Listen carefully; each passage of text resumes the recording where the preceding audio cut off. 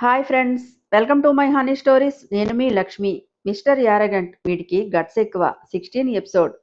ఏం జరిగిందో కూడా అర్థం కాని అలౌకిక స్థితిలోకి జారిపోయి హారికి వెళ్ళిన వైపే గుడ్లబ్బకించి చూస్తూ ఉండిపోయాడు ఆర్యన్.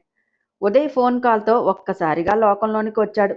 కాసేపటి క్రితం జరిగిందంతా రివైండ్ చేసుకుంటూ ఎలా స్పందించాలో కూడా తెలియక అయోమయంలో పడిపోయాడు. ఫోన్ మోగుతూనే ఉంది. లాస్ట్ రింగుకు లిఫ్ట్ చేసి చెప్పరా అన్నాడు ఆర్యన్. ఏంటి బావా, ఫోన్ లిఫ్ట్ చేయడానికి ఇంత టైం పట్టిందంటే మా సిస్టర్తో రొమాన్స్ చేస్తూ బిజీగా ఉన్నావా అని వెక్కిరించాడు ఉదయ్. పెదవులను నాలుకతో తడుపుకుంటూ ఆ అదొక్కటే తక్కువ. ముందు నువ్వు ఎందుకు చేశావో చెప్పు. సొల్లాపు. ఎందుకంత కరుస్తావు? పెళ్ళంతో రొమాన్స్ చేయడం ఏం పాపం కాదు. అది తెలుసుకో అని నీకు మెయిల్ పెట్టాను చూడు. న్యూ ప్రాజెక్ట్ డీటెయిల్స్ ఉన్నాయి అని కాసేపు మాట్లాడి కాల్ కట్ చేశాడు ఉదయ్. షవర్ కింద నిలబడి హారిక చేసిన యాక్షన్ గుర్తుకు రాగానే ఆర్యన్ పెదవులు తెలియకుండానే అందంగా విచ్చుకున్నాయి. ఒక లైట్ స్మైల్ కూడా వచ్చింది. దొంగమోహంది. క్రిష్ అని తెలిసిన దగ్గర నుంచి మరీ రెచ్చిపోతోంది. వంగదీసి 4 తగిలించాలి. ఏదో నాకేదో లవ్ ఉన్నట్టు డ్రామాలు చేస్తోంది అని తనలో తానే తిట్టుకున్నాడు. కాస్త పాజిటివ్గా తింకవయ్యా నాయనా. లేడీ ఫ్యాన్స్ నీ మీద చాలా గరంగా ఉన్నారు. చీట్ చేసిన దానిపై ప్రేమ వర్షం కురిపించాలా? నా వల్ల కాదమ్మా అనుకున్నాడు. వాళ్ళ బోడి ఫీలింగ్స్తో నాకేం సంబంధం? మనోళ్ళు నిన్ను అంటూ ఊహల్లోనే 4 తన్నులు వేసుకున్నారు. చిన్నగా నవ్వుకుంటూ వస్తున్న హారికను చూసి ఇట్రావే హరి అని పిలిచింది శాంతమ్మ. హా చెప్పండి అమ్మమ్మ అంటూ ఆమె దగ్గరికి వచ్చింది హారిక. ఏంటి చిలకలా కులుకుతూ వస్తున్నావు? నా మనవడేదైనా కొంటి పని చేశాడా అంటూ హాస్యంగా అడిగింది బామ్మ. మీ మనవడి ఒంట్లో సరసగ్రంథులు పెట్టలేదు ఆ దేవుడు. అదేంటే పుచుక్కున అంత మాట అనేశావు అంటూ హారిక బుగ్గలు నొక్కింది బామ్మ. నిజమే అమ్మమ్మ. అప్సరస లాంటి పెళ్ళాం ఎదురుగా ఉంటే పెసరంతా కూడా స్పందించడమే లేదు. బండరాయిలా ఉంటాడు. కోపగ్రంథులు మాత్రం ఉండాల్సిన దానికన్నా ఎక్కువగా ఉన్నాయి. కానీ రొమాన్స్ హార్మోన్స్ మాత్రం అంటూ చేతులతో నో చెప్పినట్టు సైగ చేసి పెదవి విరిచింది హారిక. పోనీ నువ్వైనా ప్రొసీడ్ అవ్వకపోయావా అంది. సిగ్గుతో మెలికలు తిరుగుతూ ఇప్పుడే ఒక జర్కిచ్చి వచ్చా అంది హారిక. చీర చెంగును పళ్ళ మధ్య పెట్టుకొని లాగుతూ ఏం చేశావే అని ఆసక్తిగా అడిగింది బామ్మ. ఉమ్మా అంటూ పెదవులను సున్నాలా ముడిచి సౌండ్ చేసింది.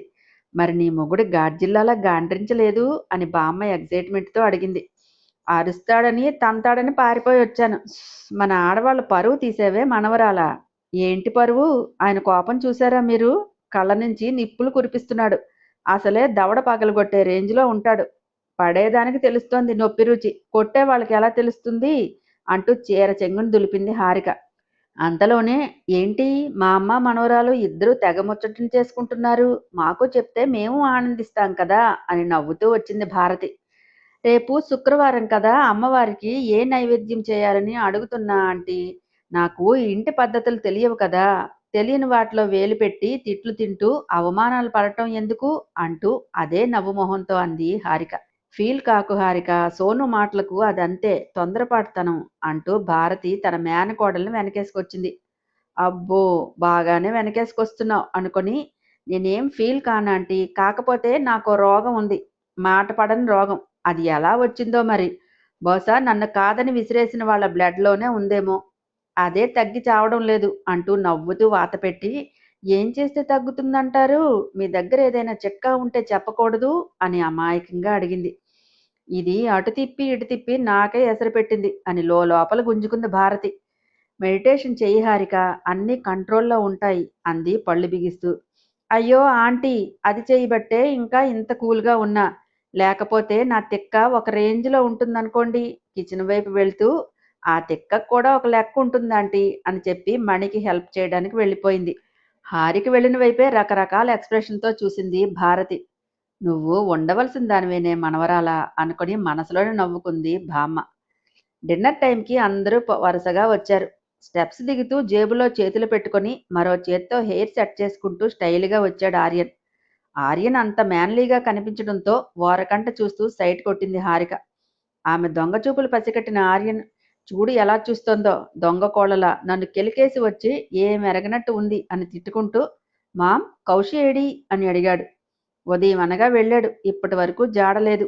ఎక్కడికి వెళుతున్నాడో ఏం చేస్తున్నాడో నీకైనా తెలుసా భారతి అంటూ శాంతమ్మ కంఠం గంభీరంగా మోగింది. అది అత్తయ్య. ఫ్రెండ్ బర్త్డే పార్టీ ఉందంట, చెప్పే వెళ్ళాడు అంటూ కవర్ చేసింది భారతి. మామ్, మనకి బిజినెస్ రైవల్స్ ఎక్కువ. మన జాగ్రత్తలో మనం ఉండాలి. ఏదైనా జరిగాక ఫీల్ అవడం కంటే ముందే మేల్కొంటే మంచిది కదా అన్నాడు ఆర్యన్. హా నాన్న, నేను చెప్తాను. ముందు ఈ కర్రీ వేసుకో, నీకిష్టమని మష్రూమ్ కర్రీ చేయించా అంటూ టాపిక్ డైవర్ట్ చేస్తూ స్వయంగా వడ్డించింది భారతి.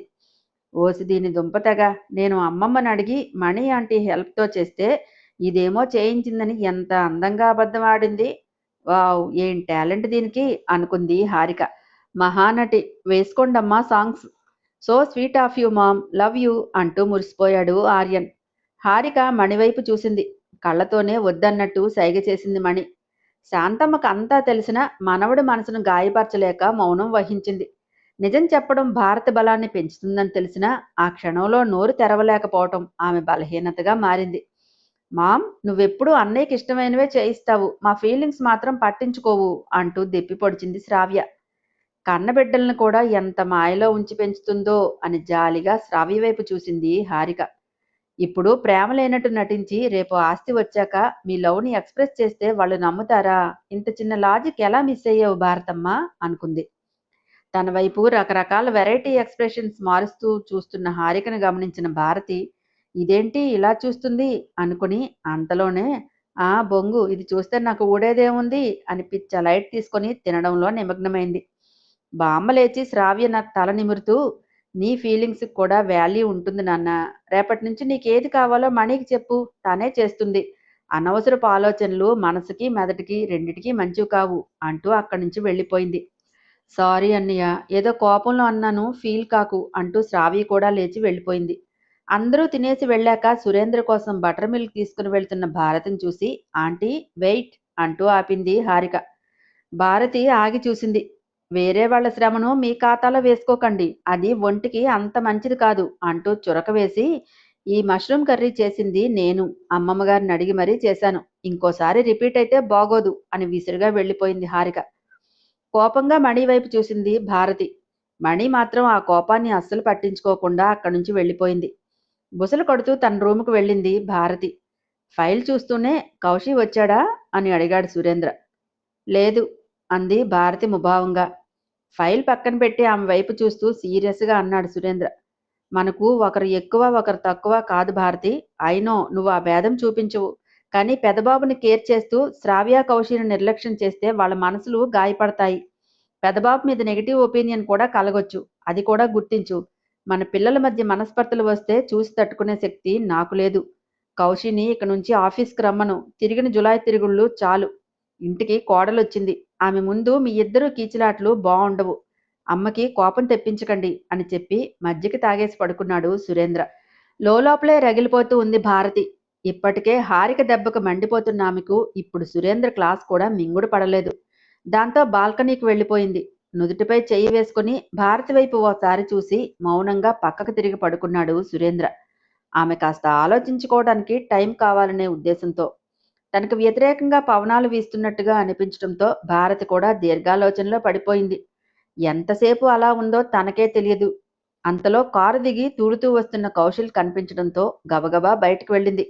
ఆర్యని ఎక్కడ చూస్తాడో అన్న కంగారు ఆమె ముఖంలో స్పష్టంగా కనిపించింది. డోర్ ఓపెన్ చేసి తూలుతున్న కౌశిని పట్టుకొని ఆపుతూ, కౌశి ఏంటిది అని చిన్నగా అడిగింది. హాయ్ మామ్, నువ్వు బజ్జో లేదా అంటూ మద్యం మత్తులో ముద్దు ముద్దుగా అడిగాడు కౌశి. సైలెన్స్, ఎవరైనా చూస్తారు అంటూ అటూ ఇటూ చూసి అతని లోపలికి తీసుకెళ్ళింది భారతి. మామ్ వదులు, ఎవరు చూస్తే నాకేంటి, ఇది నా ఇల్లు, నా ఇష్టం వచ్చినట్టు ఉంటా. This is my property, belongs to Kaushal.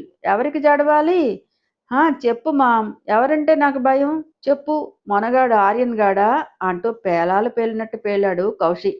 అప్పుడే ఆర్యన్ నిద్రలోకి జారుకున్నాడు. హారికకు మాత్రం నిద్ర పట్టలేదు. డోర్ తీసుకుని బయటకు వచ్చి కౌశల్ చేస్తున్న రచ్చంతా చూసింది. వెంటనే ఫోన్ తీసి వీడియో రికార్డింగ్ ఆన్ చేసింది. భలే దొరికారు అమ్మా కొడుకులు అనుకుంటూ ఈవిల్ స్మైల్ ఇచ్చింది. ఉష్, అరవకురా, మీ నాని లేస్తుంది అంటూ కౌశి నోరు నొక్కింది భారతి. ఆ ముసలిదా నన్నేం చేస్తుంది, ఒకటి పీకితే కీక్ అంటుంది అంటూ హహహ నవ్వి, కదా మామ్, నీకు కూడా అదే కావాలి. నాకు తెలుసు mom, love you so much. నాకెప్పుడు కావాలన్నా మనీ ఇస్తావు. నన్ను ప్రేమిస్తావు, ఆర్యన్ మీద లవ్ అంటూ అని ఇంకా ఏదో చెప్పబోతుండగా మైకం ఎక్కువై అక్కడికక్కడే పడిపోయాడు కౌశి. హారిక కళ్ళల్లో మెరుపులు మెరిశాయి. ఛా, మీ మామ్ డ్రామా కూడా చెప్పేసినట్టే, అయినా పర్వాలేదు, కొంచెమైనా మనకి హెల్ప్ అయ్యే మ్యాటర్ దొరికింది అనుకుంటూ నవ్వుకుంటూ అక్కడి నుంచి వెళ్ళిపోయింది హారిక. చెట్టంత మనిషిని మోసుకెళ్లాలంటే భారతి పడిన ఆపసోపాలు అన్నీ ఇన్ని కావు. ఎట్టకేలకు అతన్ని కింద రూంలో పడేసి బెడ్ మీద కూర్చుని వగరుస్తూ చెమటలు కక్కింది. ఇకిలిస్తూ డబ్బు కట్టిచ్చినప్పుడు తెలియలేదు పాపం మేడంకి. తనని చూస్తుందని తెలిసినా కనురెప్ప కూడా ఎత్తకుండా వర్క్ చేసుకుంటున్నాడు ఆర్యన్. అయినా హారిక చూపులు మాత్రం అతని మీద నుంచి కదల్లేదు. కాసేపటికి విసిగొచ్చి గుడ్లు పొడిచి పొడదెబ్బతా ఎదవలుక్కులు లుక్ చేస్తే అంటూ అన్నాడు తల ఎత్తకుండానే ఆర్యన్. ఓయ్, నా మొగుణ్ణి నేను చూసుకుంటున్నా, మధ్యలో నీ ఇరిటేషన్ ఏంటి అని ఇకిలించింది. ఎవరే నీ మొగుడు? మొగుడు మొద్దులు అంటే చీరి ఎండేస్తా అంటూ ఉరిమి చూశాడు. చీర వేసుకుంటావో ప్యాంట్ వేసుకుంటావో నీ ఇష్టం, నన్ను డిస్టర్బ్ చేయకు అంది మూతి ముడిచి హారిక. చూడకే, నీకు దండం పెడతా, కడుపులో తిప్పుతోంది అంటూ చేతులు జోడించాడు. లోపల నుంచి చీక్స్ కొరుక్కుంటూ నా లుక్స్కి డిస్టర్బ్ అవుతున్నావా క్రిష్ అంటూ సాగదీస్తూ అడిగింది. డిస్టర్బ్ కాదు, ఇరిటేషన్ వస్తోంది అంటూ మండిపడ్డాడు. పెదవులు సున్నాలా ముడిచి నీ ఇరిటేషన్ తగ్గించే మందుంది, ఇవ్వనా అంది ఉత్సాహంగా. మందా అంటూ అదోలా చూశాడు. నీకు మందు తాగే అలవాటు కూడా ఉందా? మందు ఒకటైనా డ్రగ్స్ లాంటివి కూడా వేస్తావా? చీచి, ఏంటా అప్రాచ్యపు మాటలు, మేము జెంట్స్ అండి అని హొయలిపోయింది. జెంట్స్ కాదు, గమ్ము, తుమ్మ గమ్ములా పట్టుకుంటే వదలదు, సాగుతూనే ఉంటుంది అన్నాడు ఆర్యన్. మూతి 30 వంకర్లు తిప్పుతూ మందు కావాలా వద్దా అది చెప్పబోయ్, వృధా సోది ఎందుకు చెప్పు, వృధా పేలాపన అంటారేమో, సోది కాదేమో అన్నాడు ఆర్యన్. మేము అట్టానే అంటాం, మీరు ఇట్టానే అనండి అంది పళ్ళికలిస్తూ హారిక. హుఫ్ గాడ్, ఇలా తగులుకుందేంట్రా నాయనా అనుకొని నోరు మూసుకుని ఉండకపోతే బయటికి గెంటేస్తా అన్నాడు వార్నింగ్ ఇస్తూ. గెంటు, ఎంచక్క అమ్మమ్మ పక్కన వెచ్చగా బజ్జుంట. నువ్వు బాగా తెగించావే అన్నాడు. కాస్త జాలి చూపబోయి అంటుంటే కొండకి కూర్చుంటావేంటి కోతిలా అంటూ నడుముకు చేతులు పెట్టుకుని గుర్రుగా చూసింది హారిక. దీన్ని భరించడం నా వల్ల కాదు బాబోయ్ అనుకుంటూ వెళ్ళి బెల్ట్ తీసుకున్నాడు.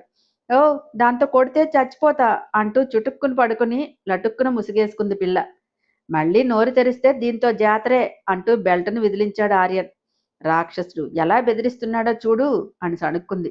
వినిపిస్తోంది అన్నాడు. విను, నాకేమైనా భయమా అంటూ బ్లాంకెట్ తొలగించి బొక్కలో పామును చూసినట్టు చూసింది.